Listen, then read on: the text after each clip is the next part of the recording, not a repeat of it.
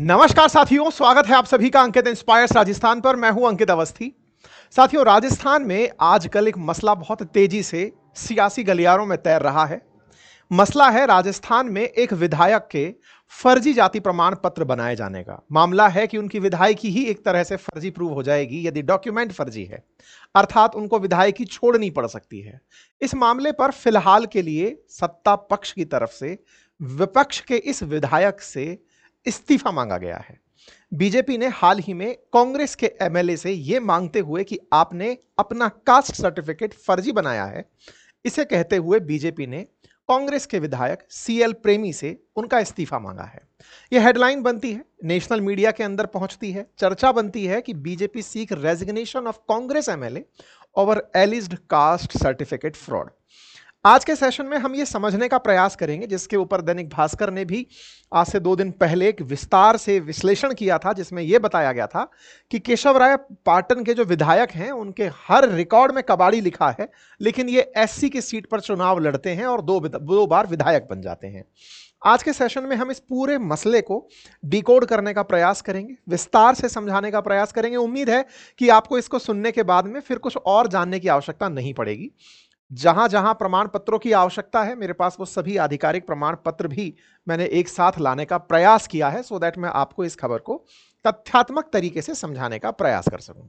चलिए तो शुरू करते हैं।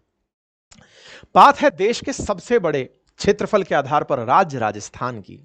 जब बात राजस्थान की हो तो राजस्थान की राजनीति में इस समय जो सबसे चर्चित जगह है वो है बूंदी जिला। और बूंदी जिला राजस्थान में कोटा बूंदी एक साथ जब आप कंबाइंड सुनते हैं ओम बिड़ला जी के सांसदीय क्षेत्र में, तो आपने हो सकता है कि ज्यादा फोकस किया हो। फिलहाल हम बात बूंदी की कर रहे हैं। बूंदी जिला राजस्थान के उन 41 जिलों में से एक है जो फिलहाल प्रशासनिक तरीके से कार्य कर रहे हैं। इस बूंदी के अंदर 3 कॉन्स्टिट्युएंसीज हैं, 3 विधानसभा क्षेत्र हैं। एक का नाम बूंदी, दूसरे का नाम हिंडोली और तीसरे का नाम केशवराय पाटन। केशवराय पाटन जो जगह है बूंदी के अंदर, ये एससी सीट है, यानी कि यहां से केवल अनुसूचित जाति के ही व्यक्ति कंटेस्ट कर सकते हैं विधानसभा के अंदर। यानी कि 200 सीट के जो विधानसभा है हमारी, उसके अंदर विधायक बनने के लिए केशवराय पाटन से एससी व्यक्ति ही कंटेंडर हो सकता है। बूंदी जिले के अंदर इस केशवराय पाटन के साथ साथ बाकी जो अन्य 2 सीटें हैं उन पर ये 3 लोग विधायक हैं। पहला, बूंदी के अंदर हरिमोहन शर्मा जो कांग्रेस से विधायक हैं। हिंडौली के अंदर अशोक चांदना जो कि कांग्रेस से विधायक हैं। और तीसरे केशवराय पाटन से चुन्नीलाल बैरवा। ये जो शब्द मैंने आपके सामने यूज किया है बैरवा, असल में सारा बवाल इसी को लेकर मचा हुआ है। According to election results, according to his own identity, ये बैरवा जाति से ही आते हैं जो कि एससी कैटेगरी में आती है। लेकिन इनके खिलाफ शिकायत करने वाले जो इनसे इलेक्शन हारे थे, चंद्रकांता मेघवाल, उनका कहना है कि आप एससी हैं ही नहीं, आप जनरल कास्ट में आते हैं। आपने फर्जी एससी के लिए यानी कि बैरवा होने के लिए सर्टिफिकेट बनवाया और इलेक्शन लड़ा। बूंदी की तीनों सीटों पर कांग्रेस है और ऐसे में फिलहाल चर्चा चुन्नीलाल बैरवा पर है। ये चुन्नीलाल बैरवा कांग्रेस से 2 बार विधायक निर्वाचित होकर आ चुके हैं। बीच में एक बार बगावत भी कर गए थे, उसका भी हम चर्चा करेंगे। इन्हीं चुन्नीलाल बैरवा यानी कि सीएल बैरवा, जिन्हें सीएल प्रेमी के नाम से भी जाना जाता है, इन्हें ही फिलहाल बीजेपी इनके फर्जी जाति सर्टिफिकेट के आधार पर रिजाइन करने की कह रही है कि आप अपने पद से इस्तीफा दे दीजिए। ठीक है, आपने जिन्हें इलेक्शन हराया था उनका नाम चंद्रकांता मेघवाल था। चंद्रकांता मेघवाल फिलहाल इनके खिलाफ जांच की लगातार मांग कर रही हैं और मांग के साथ साथ जो उन्होंने वाद प्रस्तुत किया है जांच समिति को, उसमें उन्होंने सभी वो तथ्य रखने का प्रयास किया है जिससे यह सिद्ध होता है कि आप जाति सर्टिफिकेट गलत बनवाए हैं, आपने फेक सर्टिफिकेट के आधार पर अपनी राजनीति की है। इस पूरी पार्टी के अंदर, मतलब इस पूरे मसले में, एक तरफ जहां चंद्रकांता मेघवाल हैं, दूसरी तरफ मनमोहन बैरवा हैं। मनमोहन बैरवा हैं कांग्रेस के नेता ही, लेकिन वो कांग्रेस के इस सीट पर केशवराय पाटन पर प्रत्याशी थे, प्रत्याशी होना चाहते थे। कहिए तो उनकी विश लिस्ट में था, या वो चाहते थे कि कांग्रेस उन्हें टिकट दे, लेकिन उन्हें टिकट नहीं मिला था, उनके स्थान पर इन्हें मिला था। तो एक तरीके से एक बीजेपी के नेता और एक कांग्रेस के नेता दोनों इनके खिलाफ जांच की मांग कर रहे हैं। इनके बारे में थोड़ा सा मैं परिचय दे देता हूं। जानकारी, चूंकि ये सब जगह अपनी एससी बताकर चल रहे हैं, तो अकॉर्डिंग टू एससी जो ये बताते हैं, इनके अनुसार इनका जन्म राजस्थान के बारां जिले के अंदर छबड़ा नामक कस्बे में हुआ। अब देखिए यहां पर जब मैं ये शब्द यूज कर रहा हूं बारां जिले के अंदर छबड़ा में हुआ, तो पूरी कहानी में दो जिले इन्वॉल्व अब तक हो चुके हैं। एक जिला इन्वॉल्व हो चुका है बारां जहां इनका जन्म हुआ, और एक जिला इन्वॉल्व हो चुका है बूंदी जहां इन्होंने चुनाव लड़ा केशवराय पाटन में, और तीसरा जिला भी अब इन्वॉल्व होगा और उसका नाम है कोटा, जहां से इन्होंने अपना फर्जी जाति सर्टिफिकेट बनवाया। तो यह मसला असल में 3 जिलों के मध्य की जो साठगांठ कहिए या फिर मतलब इसको कुछ भी कहना, फिलहाल के लिए आप कंक्लूड करिए, लेकिन ये आने वाले समय में आपको क्लियर करना होगा कि ये क्या कहानी है। ठीक है साहब। इनके बारे में कहा जाता है कि सीएल प्रेमी बूंदी के अंदर नौकरी किया करते थे। एसबीबीजे बैंक जो फिलहाल एसबीआई बन चुकी है, एसबीआई के अंदर मर्ज हो चुकी है, वहां पर आपकी नौकरी थी। केशवराय पाटन, नैनवा, हिंडौली, इन सभी क्षेत्रों में उन्होंने अपनी सेवाएं दी। 2000 में अपनी राजनीति में पहला कदम रखा, कांग्रेस पार्टी ज्वाइन करी, सक्रिय कार्यकर्ता के रूप में रहे और 2008 में आपने वीआरएस ले लिया। 2008 में पहली बार कांग्रेस के टिकट पर चुनाव लड़ा। 49,000 मत के साथ बीजेपी के गोपाल पचेरवाल को 3,416 वोटों से हरा दिया। 2013 में आप बीजेपी के बाबूलाल वर्मा से खुद हार जाते हैं। बीजेपी 2013 में इस सीट पर जीत जाती है। 2018 में जब ये दोबारा चुनाव होने के लिए पहुंचे तो यहां पर कांग्रेस ने इनका टिकट काट दिया और इनके स्थान पर राकेश बोयत को इनका टिकट दे दिया। यहां पर राकेश बोयत की हार हो जाती है और आप खुद बगावत कर जाते हैं। मतलब राकेश बोयत को मिले टिकट के आधार पर राजस्थान में ये बगावती होकर के कांग्रेस छोड़ देते हैं। तो 2018 में जिन्होंने कांग्रेस से बगावत की थी उनमें आपका नाम भी शामिल था। आप अपनी तरफ से इसके अंदर बगावत करते हैं और उन व्यक्तियों में शामिल हो जाते हैं जो कांग्रेस छोड़े थे और छोड़ करके निर्दलीय रूप से कंटेस्ट करते हैं। निर्दलीय कंटेस्ट करने से आप 3rd नंबर पर रहते हैं, जिसके चलते कांग्रेस, क्योंकि पहले आप कांग्रेस के विधायक थे, सबसे पहले कांग्रेस के विधायक थे, सेकंड टाइम आप इलेक्शन हारे थे, 3rd टाइम आपका टिकट कट गया, आप वोट बिगाड़ने के लिए काम आते हैं। आप वोट बिगाड़ते हैं, 35,000 वोट आप ले जाते हैं। वो वोट संभवतः अगर ये कांग्रेस में होते तो राकेश बोयत प्लस इनके मिले वोट से ये इलेक्शन जीत सकते थे, ये सीट कांग्रेस जीत सकती थी। लेकिन यहां पर चंद्रकांता मेघवाल चुनाव जीत जाती हैं। 2018 में जो चंद्रकांता मेघवाल चुनाव जीतती हैं, एक तरीके से कहिए तो चुन्नीलाल प्रेमी अगर खड़े नहीं होते तो शायद बोयत चुनाव जीत जाते। मतलब ये कुछ इस तरह की राजनीति है जिसको आप समझ सकते हैं। अच्छा, अब क्या होता है? अब होता यह है कि इस बात से कांग्रेस खफा हो जाती है और वो इन्हें पार्टी से निकाल देती है। इन्हें पार्टी से निकाला जाता है, लेकिन ये पार्टी से निकलने के बाद भी कांग्रेस की गतिविधियों में इन्वॉल्व रहते हैं। इलेक्शन लोकसभा का पीछे पीछे चला आ रहा होता है। 18 के अंदर विधानसभा, 19 में लोकसभा, 23 के अंदर विधानसभा, 24 में लोकसभा। तो ऐसे में इन्हें 2019 में फिर से लोकसभा चुनाव के दौरान पार्टी में शामिल कर लिया जाता है। ये कांग्रेस के अंदर शामिल होते हैं। कांग्रेस में 1 साल के लिए जब बगावत करके निकले, कांग्रेस ने माफ किया कि चलो आओ भाई, अब कम से कम वोट का सवाल है, तुम अपने दम पर इतने सीट ले आए हो, इसका मतलब वोट तो रखते हो, क्यों वोट बिगाड़े जाएं। इनको शामिल करा लिया जाता है। शामिल करा करके इन्हें बूंदी का जिला अध्यक्ष बना दिया जाता है, कांग्रेस जिला अध्यक्ष बना दिया जाता है। आप यहां पर कांग्रेस में फिर से सक्रिय होते हैं। इस बार जब 2023 के इलेक्शन आते हैं तो आप इस इलेक्शन में फिर से पार्टिसिपेट करते हैं और पार्टिसिपेट करके इस इलेक्शन को जीत जाते हैं। यह आपके सामने 2023 में जो सबसे लास्ट में लिस्ट आई थी उसमें आपका नाम आता है। उसमें नाम आते ही ये अपने चुनाव प्रचार में जुट जाते हैं और जुट करके बोयत का टिकट कटना और केशवराय पाटन से सीएल प्रेमी का कांग्रेस प्रत्याशी बनना बोयत के लिए भी मतलब एक तरह से कहा जाए तो झटके जैसा था, क्योंकि पिछली बार वो चुनाव हारे थे, 67,000 वोट प्राप्त किए थे, फिर भी चुनाव हार गए थे। लेकिन इस बार सीएल प्रेमी को टिकट दिया जाता है। सीएल प्रेमी कांग्रेस प्रत्याशी बनकर वहां पर अपना नामांकन भरते हैं और इस इलेक्शन में बढ़िया परफॉर्म कर जाते हैं। एक तरीके से कांग्रेस के अब सारे वोट अनडिवाइडेड तरीके से इन्हें मिल जाते हैं। लेकिन इस बार राकेश बोयत बागी होकर चुनाव में उतरते हैं, लेकिन उनका बागी होना इन्हें ज्यादा नुकसान नहीं पहुंचाता। ये मात्र 11,000 वोट ही प्राप्त कर पाते हैं। वहीं दूसरी तरफ 2018 में विधायकी का चुनाव जीती चंद्रकांता मेघवाल 84,000 वोट प्राप्त करने में कामयाब होती हैं।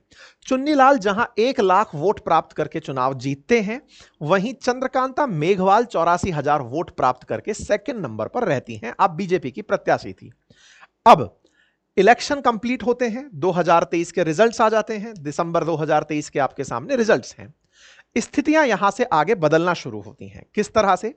चंद्रकांत मेघवाल जो हैं, इनके चंद्रकांता जो मेघवाल हैं, ये चुन्नीलाल जो सीएल बैरवा हैं, इनके खिलाफ ये वाद रखती हैं कि आपने फर्जी जाति सर्टिफिकेट बनाया हुआ है।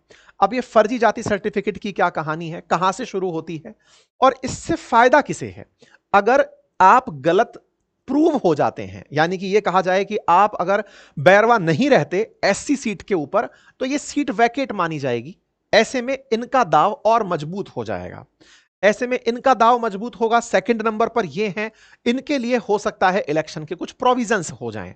मतलब एक तरह से अगर इन्हें साफ कर दिया जाए अपने प्रत्याशी में से या फिर अपने कंपटीशन में से, तो एक तरह से इनका रास्ता बड़ा क्लियर होता है। तो कुल मिलाकर अब दो लोगों की फाइट सामने आ जाती है। फाइट सामने आती है साहब, फाइट सामने आती है चुन्नीलाल या सीएल प्रेमी के लिए, जो बैरवा सरनेम के साथ चल रहे हैं।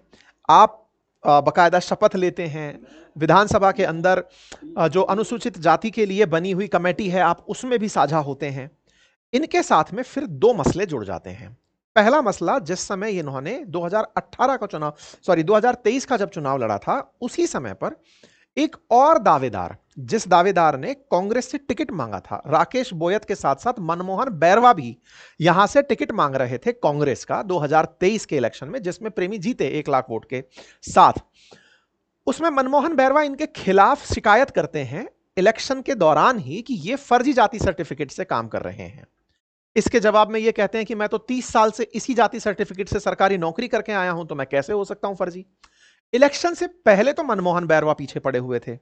बाद में इलेक्शन होने के बाद जब चंद्रकांता मेघवाल हार जाती हैं, तो वो इनके पीछे पड़ जाती हैं और वो कहने लगती हैं कि आपने फर्जी जाति सर्टिफिकेट बनाया है और फर्जी जाति सर्टिफिकेट के आधार पर आप विधायकी का चुनाव लड़े।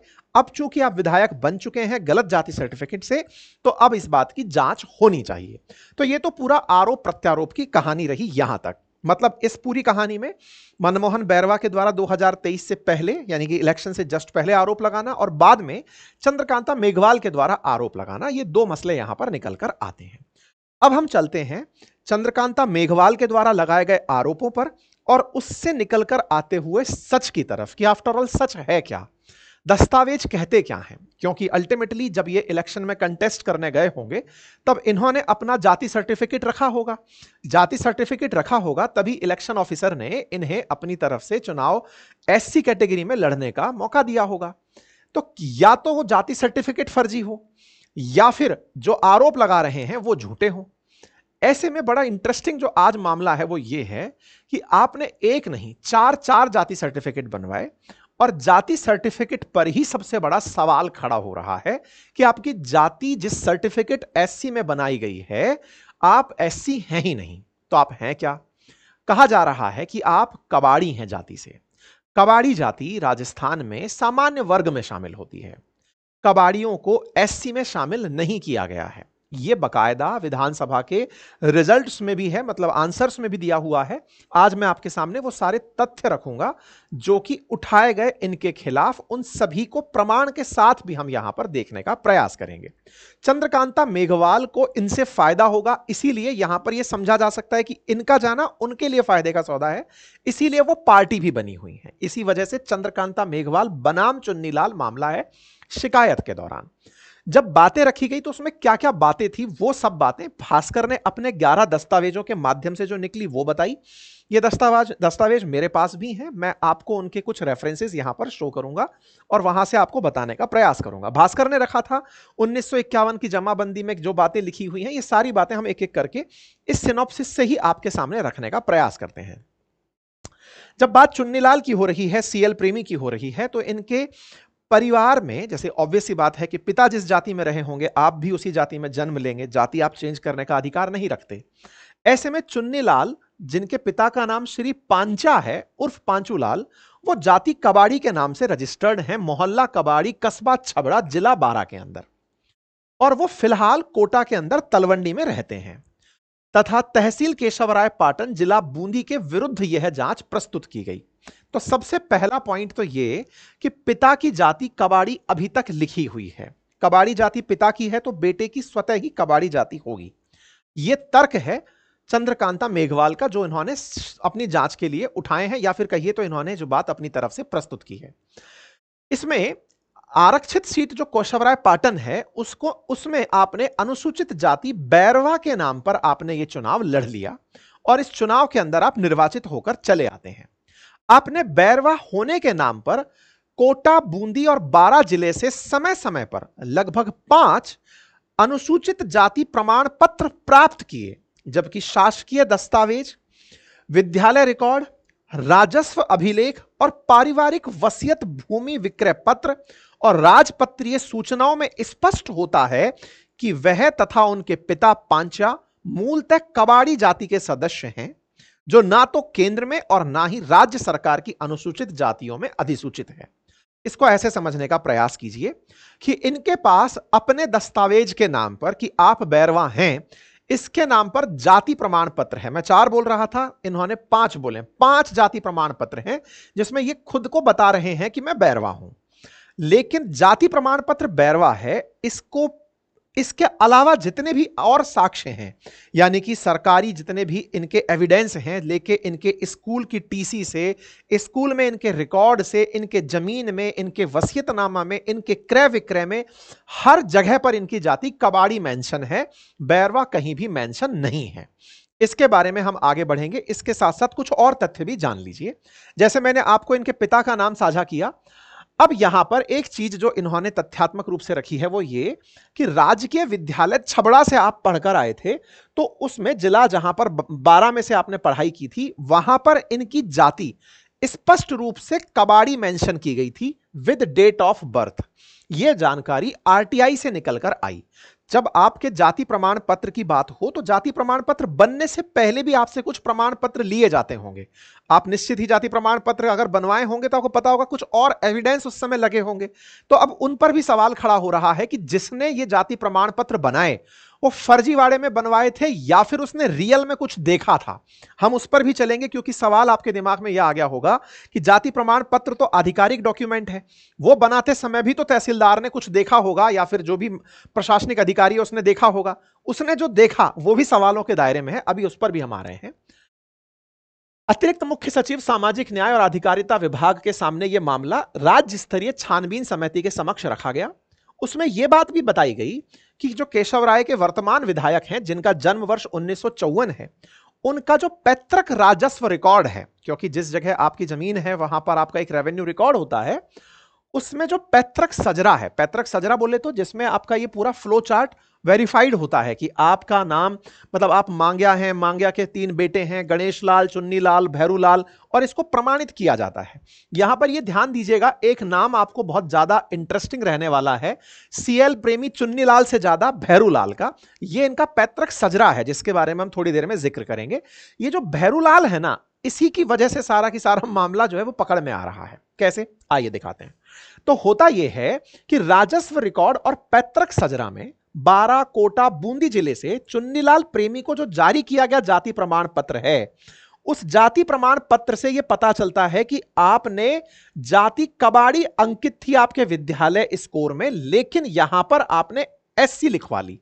कैसे लिखवाई, अब उस तक भी चलते हैं, और कहां से कहां तक ये बातें निकल कर आई उस तक भी चलते हैं। जन्म के पूर्व संवत 2007 को पिता के पैतृक निवास, अब चूंकि यह बात क्लियर है कि 12 के अंदर छबड़ा में आपका जन्म हुआ है, तो छबड़ा में जो आपकी पैतृक निवास की भूमि है, उस कृषि भूमि की जमाबंदी का एक क्रमांक है, और वो दस्तावेज राजस्व अभिलेख में पांचा के बेटे मांग्या, पांचा बेटा मांग्या जात कबाड़ी वास अंकित है। यह बात वहां पर बकायदा मेंशन है कि जाति कबाड़ी है। कबाड़ी फिर से बता दूं कि जनरल कास्ट में काउंट होता है, एससी में काउंट नहीं होता है। राजस्व अभिलेखों के अनुसार जाति कबाड़ी फिर एक जगह और भी रजिस्टर्ड है, और वो कहां है, जब काम छबड़ा के अंदर जो जमीन की जमाबंदी थी उसमें भाई भैरू लाल के नाम से एक जमीन का आधा हिस्सा था। भैरू लाल, थोड़ी देर पहले भी मैंने आपसे कहा था इस नाम को याद रखिएगा क्योंकि सारा खेल इसी पर केंद्रित है। भैरू लाल के नाम से एक जमीन का रिकॉर्ड दर्ज होता है। जब भी आप जमीन लेते हैं तो आपकी जाति वहां मेंशन होती है, वहां पर जाति कबाड़ी अर्ज लिखी हुई है। आधी जमीन का जो बचा हुआ हिस्सेदार है वो एक व्यक्ति मुस्लिम है, जो दूसरा जो सहभागीदार है, सह खातीदार जो है वो एक मुस्लिम है। यहां पर मैं एक अत्यधिक तथ्य आपको, अतिरिक्त तथ्य मैं आपको बताना चाहूंगा, और वो ये है कि यदि आप अनुसूचित जाति से आते हैं तो आपका कोई सह खातीदार नहीं हो सकता। यह बहुत ही इंपॉर्टेंट तर्क है।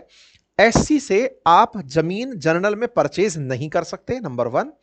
एससी का सह खातेदार कोई अन्य जाति का व्यक्ति नहीं हो सकता। यह माना जाता है कि आप कहीं दबाव के अंदर तो सामने वाले से जमीन नहीं ले रहे हैं।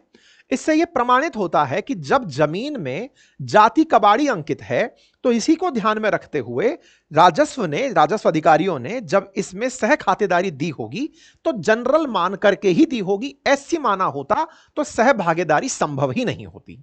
अगला तर्क है, यहां पर जातियों के नाम में जब वर्ग की बात की जाती है तो यहां पर पॉइंट यह है कि जो चुन्नीलाल सीएल बैरवा जो हैं, इनकी जो कृषि भूमि रजिस्टर्ड विक्रय पत्र जो है उसमें सामान्य के नाम पर ही जमीन का विक्रय किया गया है। जैसा मैंने आपसे कहा, राजस्थान के अंदर अनुसूचित जाति की जमीन को अनुसूचित जाति में ही खरीदा जा सकता है। आप अन्य जाति में उसका विक्रय नहीं कर सकते अगर वो कृषि भूमि है। ऐसे में कृषि भूमि के नाम पर इनकी जमीन का विक्रय होना यह तभी संभव होता है जब आप अपने आप को सवर्ण बता करके जमीन बेचें। इनके यहां पर खसरा नंबर इतने इतने की 4 बीघा जमीन को इन्होंने नयापुरा के कोटा के अंदर एक तेली परिवार को बेचा। इसी प्रकार से आपने अपनी कुछ और जमीन कुछ और लोगों को बेची। यह तभी संभव था जब आपने अपनी जाति को सवर्ण में कंसीडर करवाया हो। जमीन विक्रय के दौरान आप सवर्ण थे, आपके भाई की जाति में आप सवर्ण थे, आपकी स्कूल रिकॉर्ड में आप सवर्ण थे, एससी नहीं थे। यहां पारिवारिक जो वसीयतनामा निकल कर आता है उसमें पिता जो पांच्या हैं वो भी अपनी जाति कबाड़ी बताते हैं। साथ ही साथ श्रीमती केलाबाई जो गुर्जर जाति से हैं उनको संपत्ति बेचते समय भी आप अपनी जाति कबाड़ी अंकित करते हैं। कबाड़ी होने का अर्थ फिर से सवर्ण में काउंट करना है। यह मैं बार बार इस बात को इसीलिए दोहरा रहा हूं कि जमीन के क्रय विक्रय में जाति का बहुत बड़ा रोल होता है। साथ ही साथ में कुछ और चीजें निकल कर आती हैं और वो जानकारियां मैं आपके सामने एक एक करके जहां से प्राप्त हुई वो रखता चल रहा हूं। जैसा मैंने आपसे कहा कि इनकी जो जमीन की जो कहानी है उसमें जाति प्रमाण पत्र एक बड़ा मुद्दा है। उस जाति प्रमाण पत्र को अब मैं आपके सामने लेकर चल रहा हूं। इन्होंने कोटा, बूंदी, 12 जिले से अपने अनुसूचित जाति प्रमाण पत्र बनवाए। अनुसूचित जाति जो प्रमाण पत्र बनवाए, अब उसका एक डेटा मैं आपके सामने यहां पर शो कर रहा हूं। यह कोटा का प्रमाण पत्र है, तहसीलदार लाडपुरा, जिला कोटा का। इसमें आपको यह वाला प्रथम पैरा पढ़ना चाहिए जिसमें लिखा है कि कार्यालय तहसीलदार द्वारा इतने दिनांक को बैरवा जाति का अनुसूचित जाति प्रमाण पत्र श्री चुन्नीलाल प्रेमी पुत्र पांजुलाल जाति बैरवा को के नाम जारी किया गया। यहां पर तर्क दिया गया है, इनको जाति प्रमाण पत्र जारी किया गया। उक्त प्रमाण पत्र श्री चन्नीलाल प्रेमी के भाई श्री भैरूलाल आत्मज की श्री पांचूलाल जाति बैरवा निवासी कस्बा छबड़ा के पक्ष में जाति प्रमाण पत्र के आधार पर किया गया। मतलब इसको समझने का प्रयास कीजिए कि इन्हें यानी कि सीएल प्रेमी को जो पहला जाति प्रमाण पत्र मिला 1998 में, उसके बारे में लाडपुरा जिला कोटा के तहसील कार्यालय द्वारा सूचना दी गई कि इन्हें जाति प्रमाण पत्र कैसे मिला। बोले साहब इसलिए मिला क्योंकि इनके भाई भैरूलाल के नाम पर पहले से ही एससी का सर्टिफिकेट था।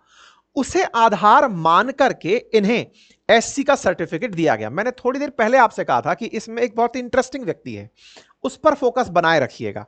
इन भाई साहब के कारण इन्हें एससी सर्टिफिकेट मिला है, ये कहते हुए कि जब भाई एससी में है तो ये कैसे नहीं होंगे। भाई ने कहां से बनाया, ये सवाल है। अब एक और सवाल यहां निकलता है कि भाई के पास एससी सर्टिफिकेट है तो उसे प्रस्तुत किया जाए कि भाई ने किस रेफरेंस से लिया।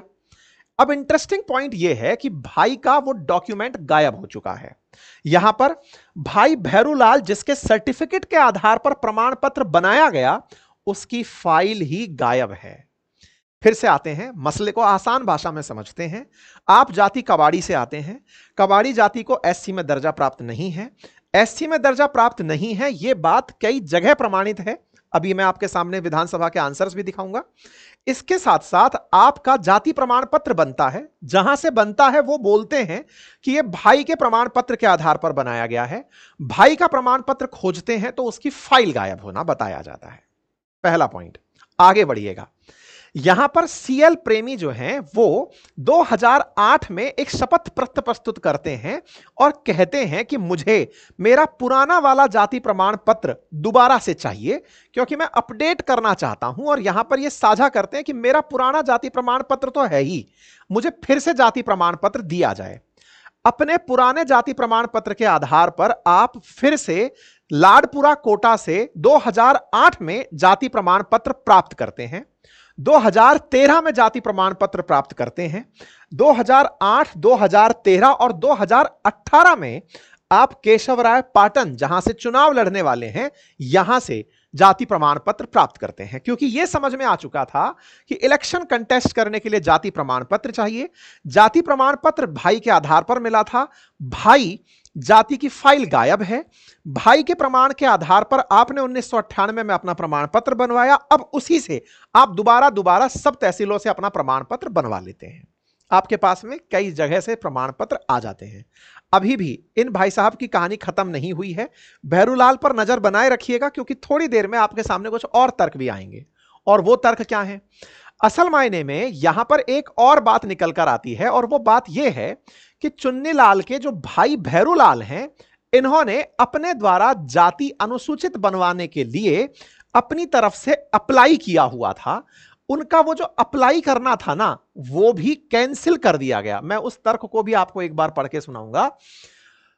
संबंधित राजस्व अभिलेखों को छुपाकर अनुसूचित जाति प्रमाण पत्र बनवाए गए। उपखंड अधिकारी जाति परिवर्तन स्वीकृति, यहां पर, हां, अब इधर आइए, एक और यहां पर पॉइंट देखने वाला है, और वो ये है कि रेस्पोंडेंट ने उपखंड अधिकारी से जाति परिवर्तन की स्वीकृति गैर कानूनी तरीके से प्राप्त करी और बिना आदेश के अनुसूचित जाति में अपनी प्रविष्टि करा ली। यह उनके ऊपर एक और आरोप निकल करके आया।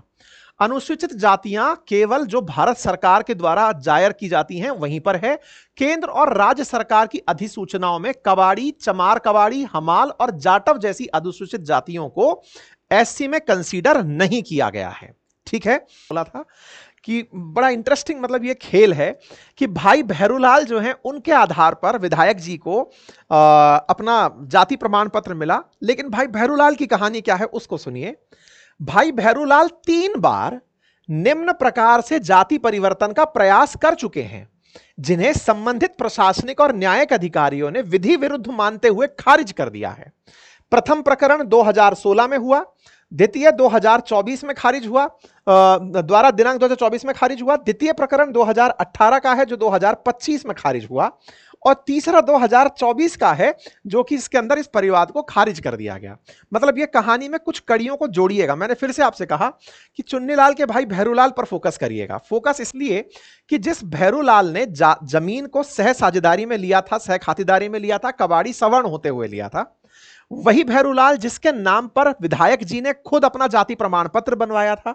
जाति प्रमाण पत्र भैरूलाल के नाम पर बना था, जिसकी फाइल गायब है। जिसकी फाइल गायब है वो इसी सूचना के आधार पर कि मेरी फाइल गायब है, मेरा जाति प्रमाण पत्र बना दो। राजस्व अधिकारियों ने 3 बार इनका जाति प्रमाण पत्र बनना रिजेक्ट कर दिया है। यही पॉइंट मैं आपके सामने रखना चाह रहा था कि ये अपना जाति परिवर्तन की मुझे कबाड़ी से एससी में शामिल कर लिया जाए, बैरवा में शामिल कर लिया जाए, इसका प्रमाण पत्र बना दो।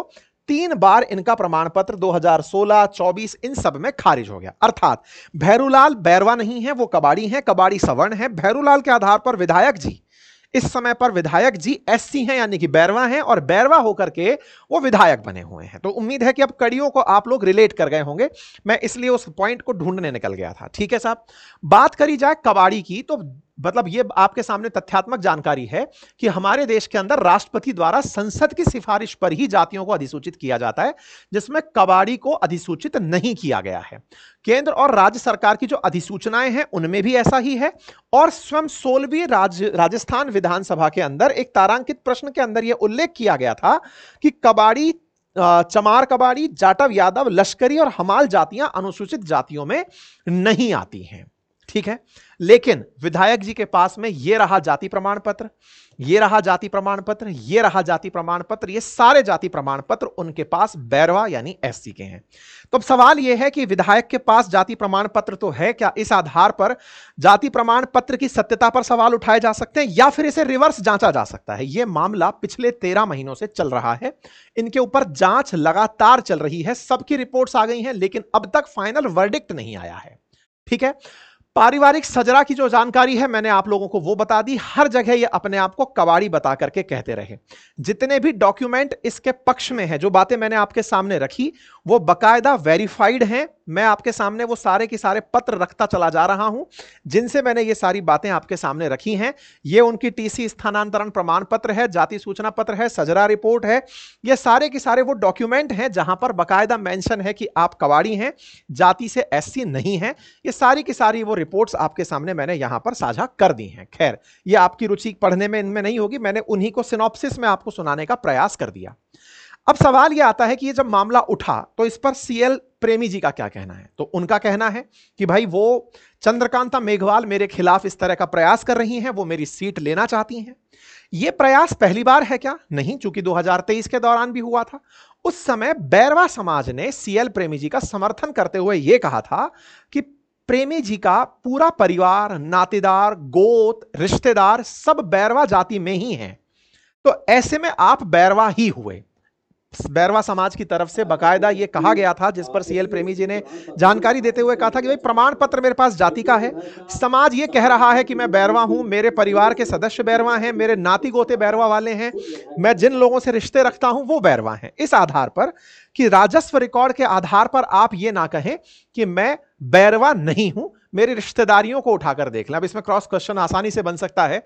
आजकल के अंदर मतलब शादियां किसी भी जाति के अंदर किसी भी तरह से करना कोई कानूनी गुनाह नहीं है, लेकिन अब सवाल बड़ा यह है कि जब राजस्व रिकॉर्ड चीख चीख कर यही बात बोल रहे हो, आपका बर्थ स्कूल का जो प्रमाण पत्र है वो ये बोल रहा हो, आपका जो सजरा है वो यही बात बोल रहा हो, तो ऐसे में सवाल तो उठेंगे ही। और इसी के चलते हुए ये बात बहुत ज्यादा डिटेल में उठाई गई थी, भास्कर के द्वारा भी उठाई गई थी। और जब ये बात बहुत उठी तो बीजेपी ने इस प्रसंग के चलते सीएल प्रेमी का इस्तीफा मांगा था। अब यह मामला बड़ा मामला बन चुका है। अब देखना होगा कि जो जांच समिति है, जो सामाजिक न्याय अधिकारिता मंत्रालय के अधीन जांच कर रही है, अपर्णा अरोड़ा जी उसको हेड कर रही हैं, देखना होगा कि वो अपनी जांच में किस रिजल्ट तक पहुंचते हैं।